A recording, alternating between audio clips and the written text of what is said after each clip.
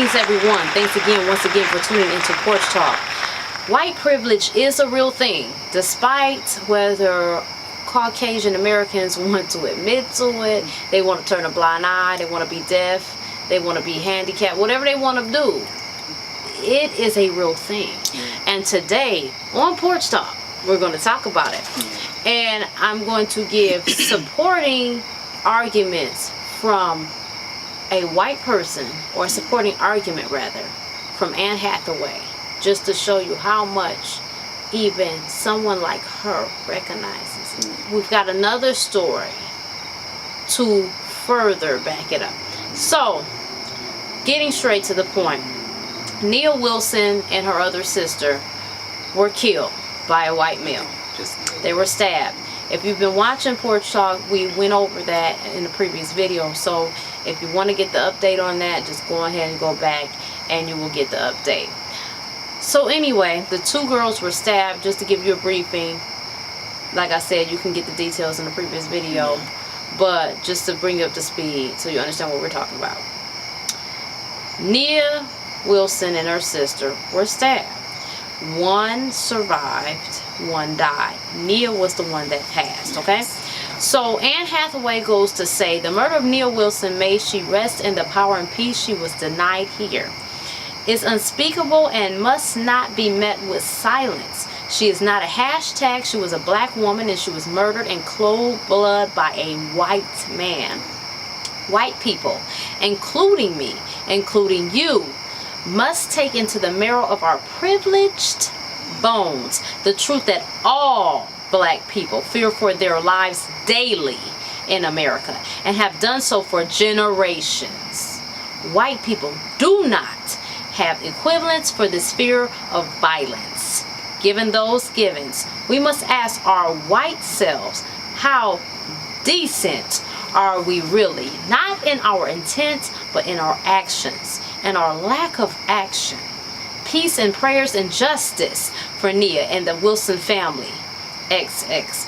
Note, the comments for this post are closed. In other words, keep them to yourself. Right. She doesn't want to hear what you have to say. I said what I said. Period. The door is closed in Nene Lee's voice. That's deep. Yeah. It gives me chills. It gives me chills. And I applaud her for standing up. Someone has to stand up, because when we stand up, we're not taken seriously. We don't know what we're talking about.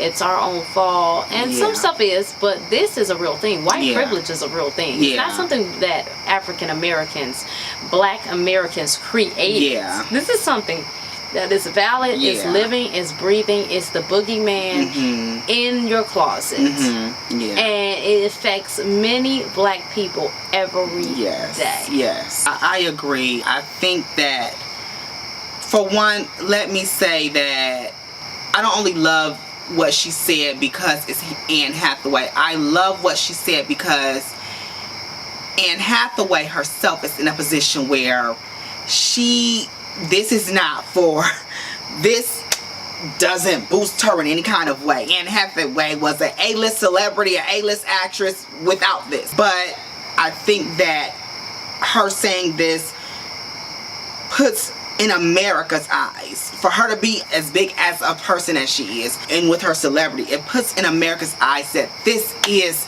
serious, that this is something that is real.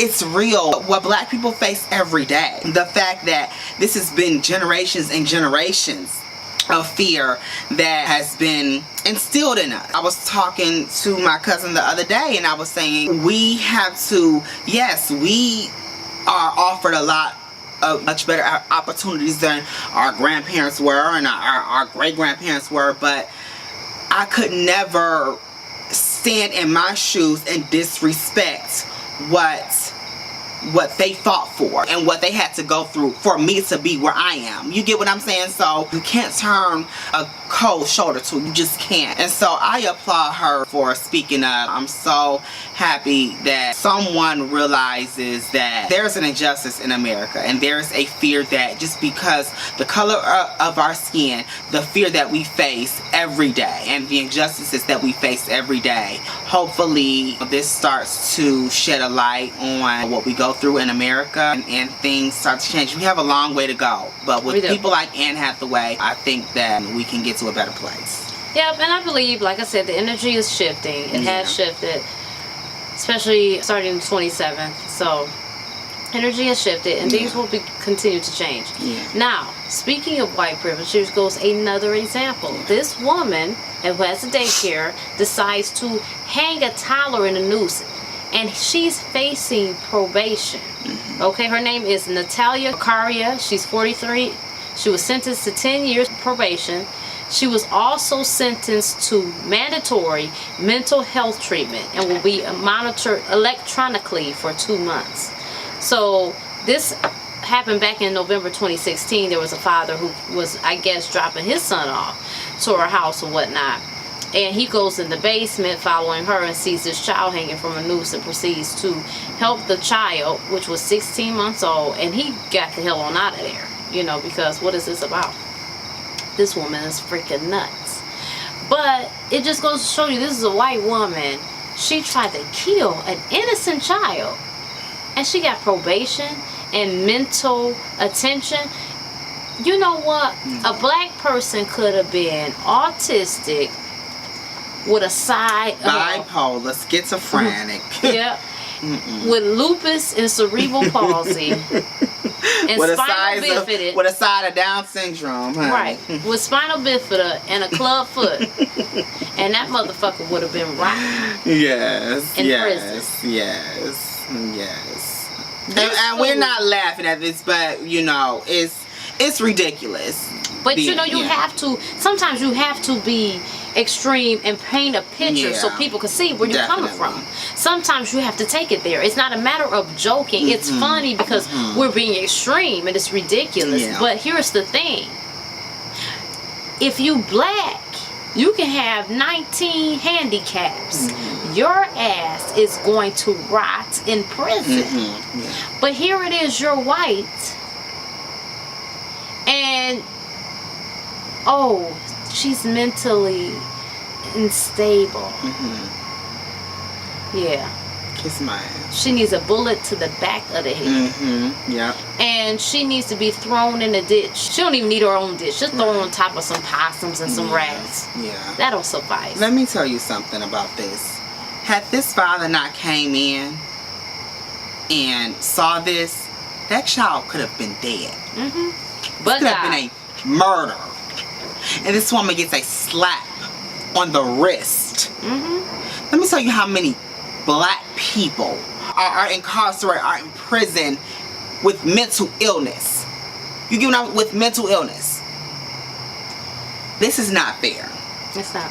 This is not right. And let me say that to me it has nothing to do with, it does have to do with the race, but it has nothing to do with black and white and everything to do with what's right and what's wrong.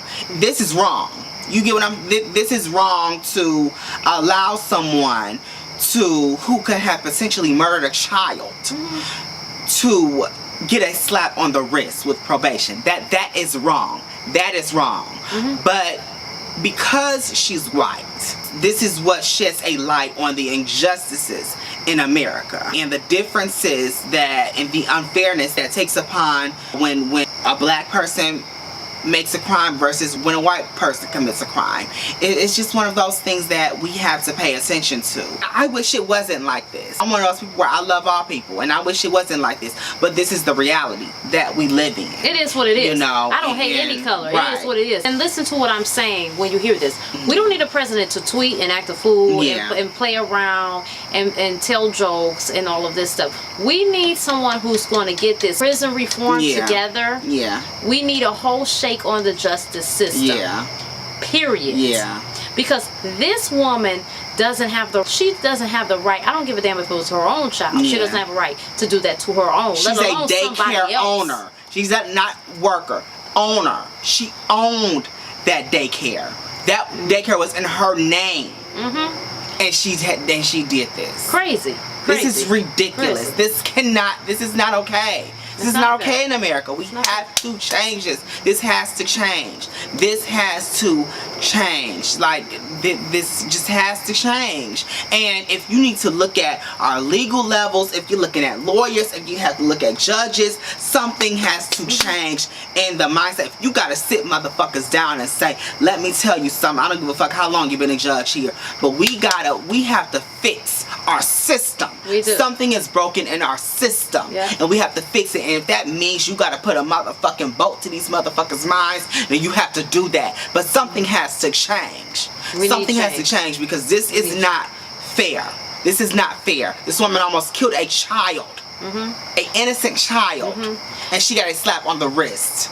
So in closing, President Trump, don't go around this bitch wearing a hat that says make America great again, and you're not going to make it great again. Not to your agenda, not to your pockets, not to these business people. It's the little people. It's the working class. It's the people who are suffering, the people who need you, that you need to go up and step up and make America great again. And if you cannot, sir, I would ask you to step down and step aside for somebody who's willing to do their job, because clearly you cannot. It's time out for worrying about corporations and money and selfish agenda. It should be for the people. The government should be serving the people. And me, I demand that you do better.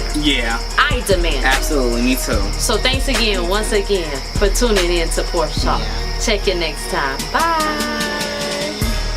Make sure you choose Rocky Road Productions LLC Porch Talk to feed your entertainment needs. And you can do that by following us on Facebook, Instagram. Make sure you like this video and share it with all your family and friends. Tag somebody in it, why don't you? And don't forget to comment down below and let us know how you feel. And before you leave, make sure you subscribe. That's right. You'll catch us every week. Looking forward to see you again next time. Bye.